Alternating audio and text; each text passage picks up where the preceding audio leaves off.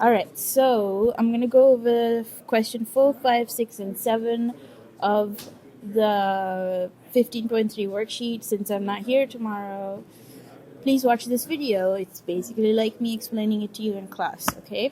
Alright, so the question is asking what mass of methane must be burned in order to liberate 12,880 kilojoules of heat. So it tells you to use table 15.3.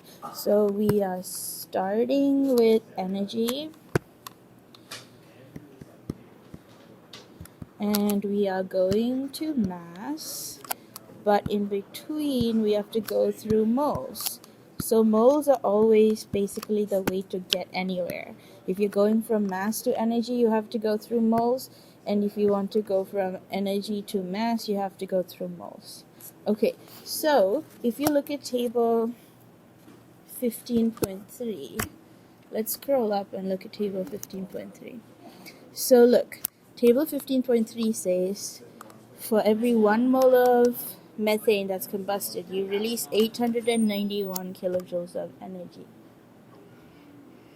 Alright, so for every 1 mole of methane, the delta H of combustion equals negative 891 kilojoules per mole. Alright, so we're starting out with energy. And it says that it's liberated, which means released. And releasing of energy is shown with the negative sign. So 12,880 kilojoules is what we're starting out with. And we want to go to mass. Okay, now 12,880, we want kilojoules to cancel out. So right here, negative 891 kilojoules for every 1 mole of CH4, and then for every 1 mole of CH4 we need the molar mass of methane, which is 16.05 grams, so we can get the amount of the mass basically. So kilojoules and kilojoules will nicely cancel out, moles and moles will cancel out. Now it keeps writing there, but alright. So 12,880 divided by 891 times 1605 is equal to 232.013 grams of CH4. Alright, hold on while I check my math. 12,880 divided by 891 times 16.05. Yep. All solid, 232.013. Okay, so next question.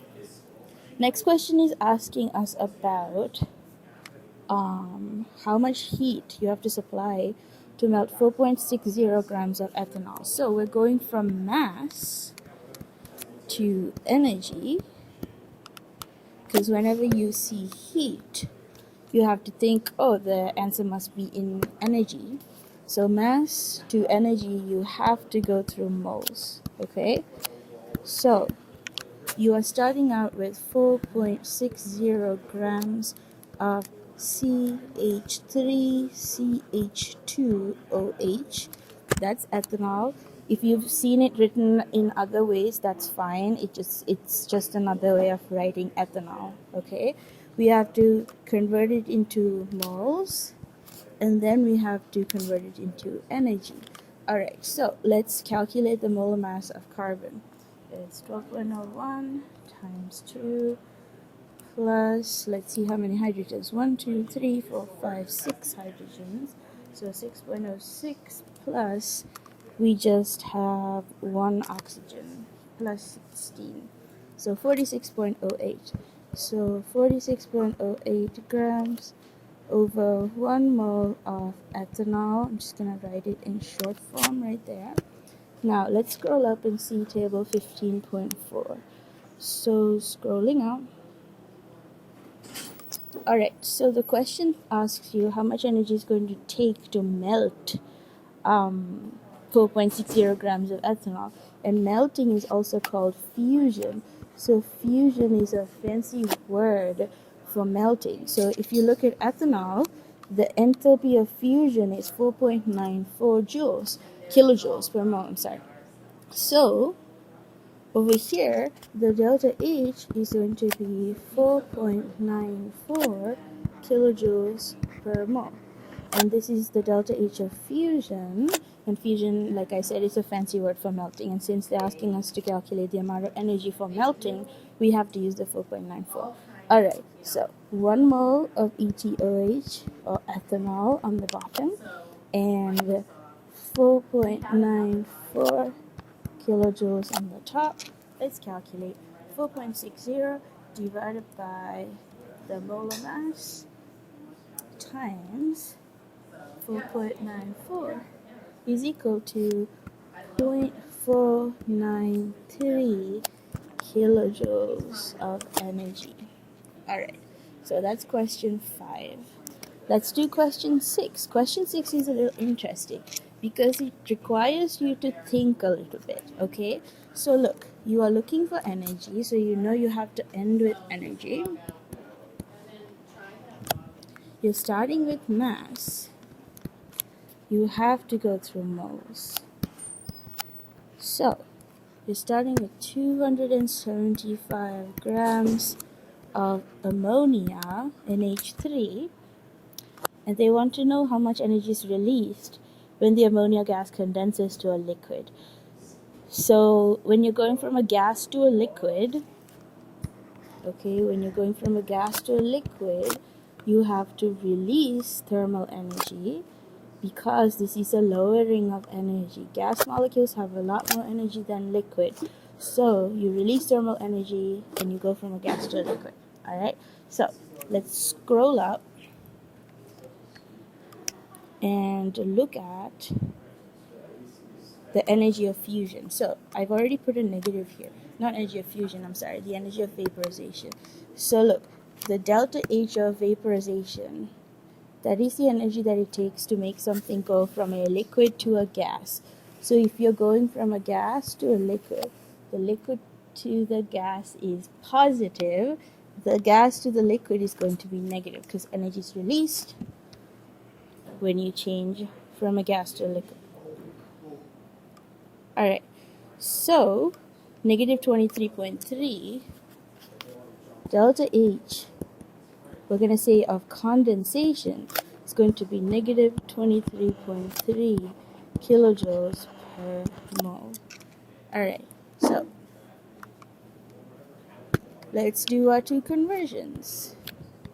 First grams to moles and then moles to energy.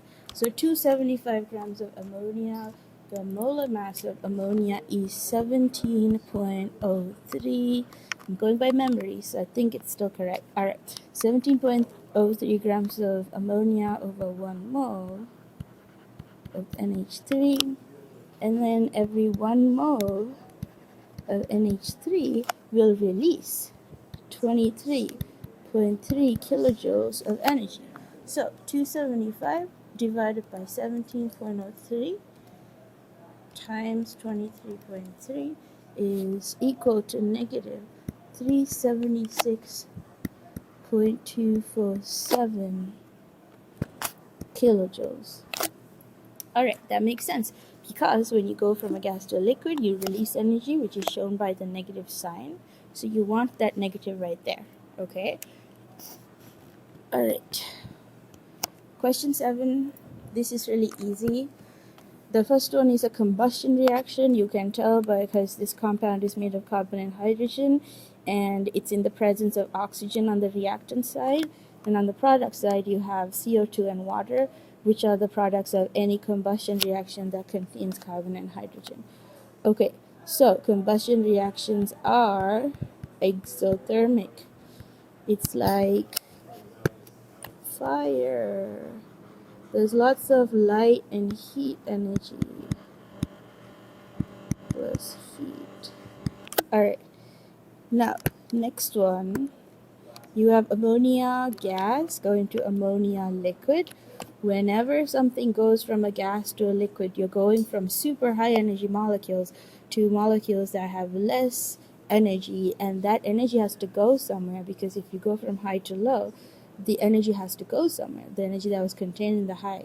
So it is released exothermic.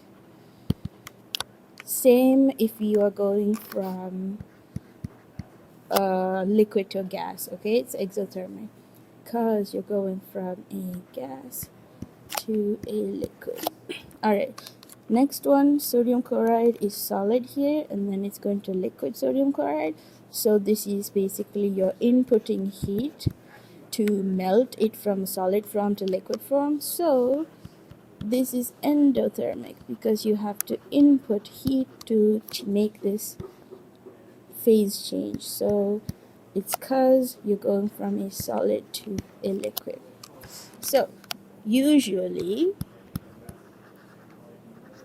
going from solid to a liquid and then from a liquid to a gas, both of these processes are endo. This is endo and this is endo. And then the opposite, going from a gas to a liquid and then to a solid, both of these processes are exothermic. So going the usual way, solid to liquid to gas, is endo because you need to constantly input heat because gas has the highest energy, highest kinetic energy, and then solids have the lowest kinetic energy, lowest KE. Alright, that's 15.3. If you have questions, you can email me.